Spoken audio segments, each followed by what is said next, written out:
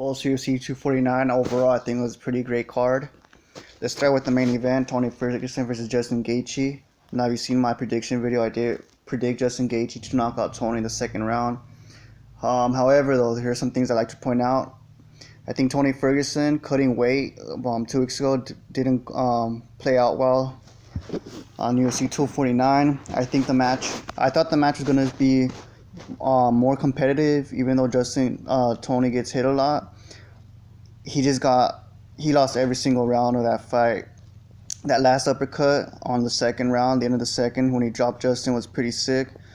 But I expected more, even though I expected him to lose in the second round by knockout. I expected him to throw more shots, more significant strikes. Even if they weren't significant, people were saying he looked too slow, and I agree. But nonetheless, even though if he didn't do that second weight cut, it would have been more, in my opinion, it would have been a more back and forth fight. But Justin's still coming out on top. What does this mean next for both fighters? I don't think Tony Ferguson's done. I think he wins his next fight, whoever it is.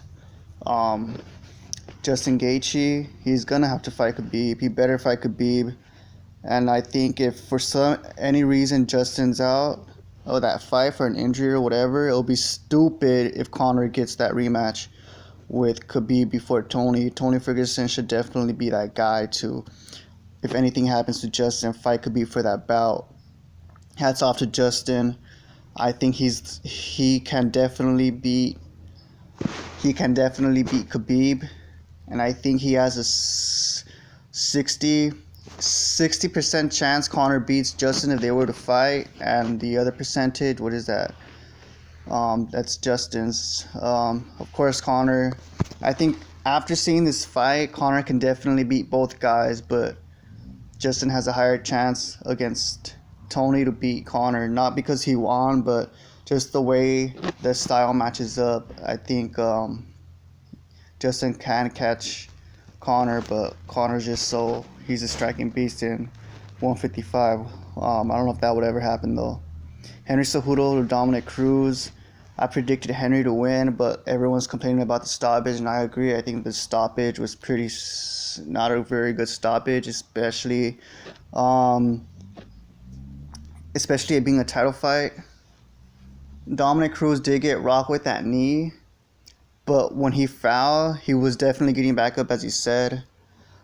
But some of those shots weren't even landing clean. They were just barely hitting him. They weren't clean shots that were landing. I think Keith Peterson should have let that go on just 2 more seconds, and they would have been not too different. I think Dominick still would have lost, but still, it wasn't a good stoppage.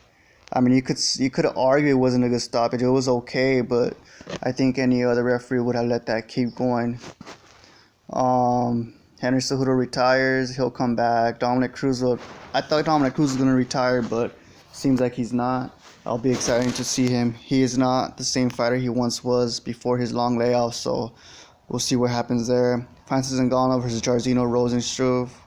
What can I say? I predicted a first-round knockout. It happened in 20 seconds. And Francis is definitely going to be a future champion in the heavyweight division after DC and Stipe handle their trilogy. Francis will have the bout next, no doubt about it. Jeremy Stephens and Calvin Kattar.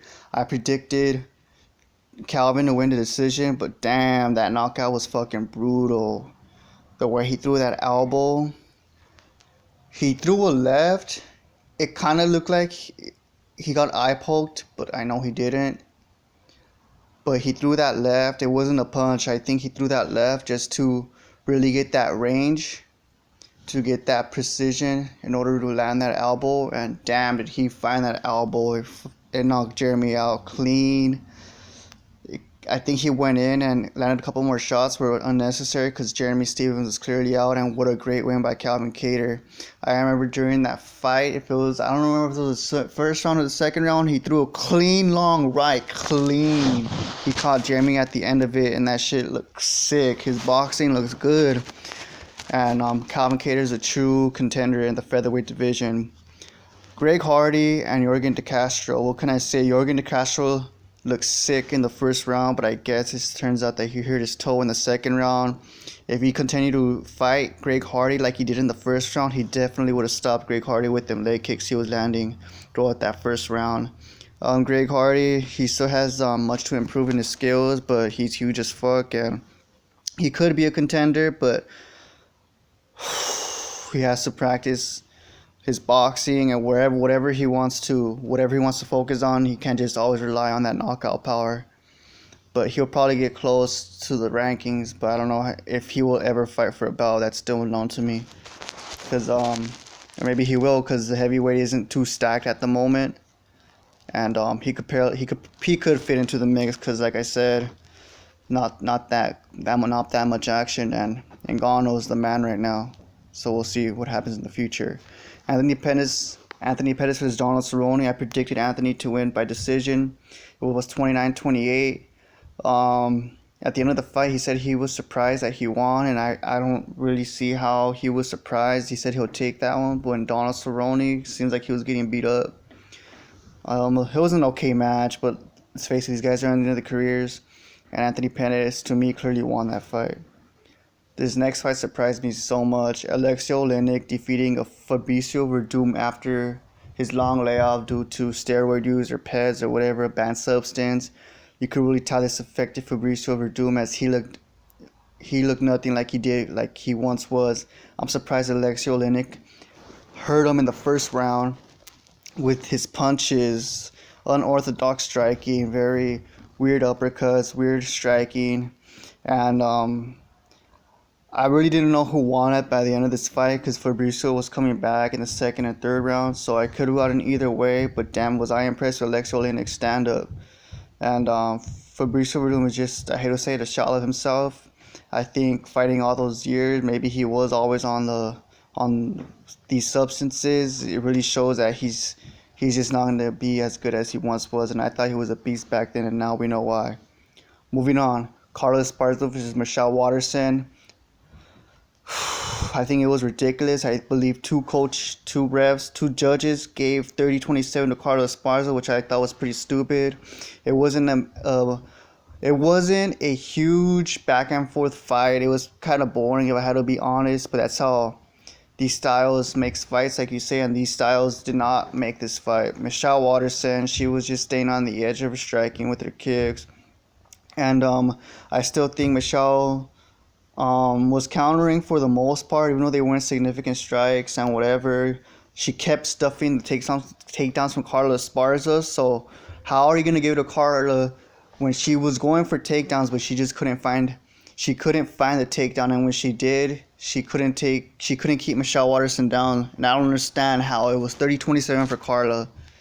So I think Michelle Waterson won that fight. And if Carla did win, no way did she win by 30-27. I guess 29-28 could sound reasonable, but not really. I feel like Michelle should have taken that decision.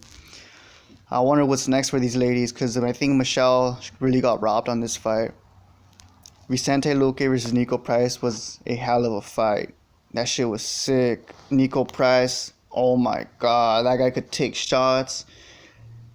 Fuck, words can't even explain how crazy this fight was, man. Like, I believe one of the commentators said if this was back in the day, this would be like a Forrest Griffin versus Stephen Bonner 2. Like, this is how big this fight was, back and forth, both landing clean shots. No one wanted to give up, but at the end, Vicente Luque just landed a sick ass hook to Nikko Price, and Price foul.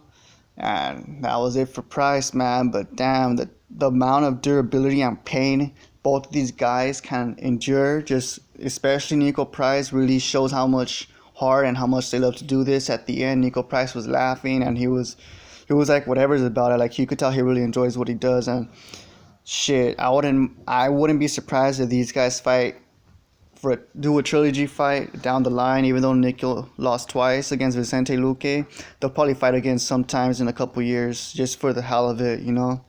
That shit would be amazing to see.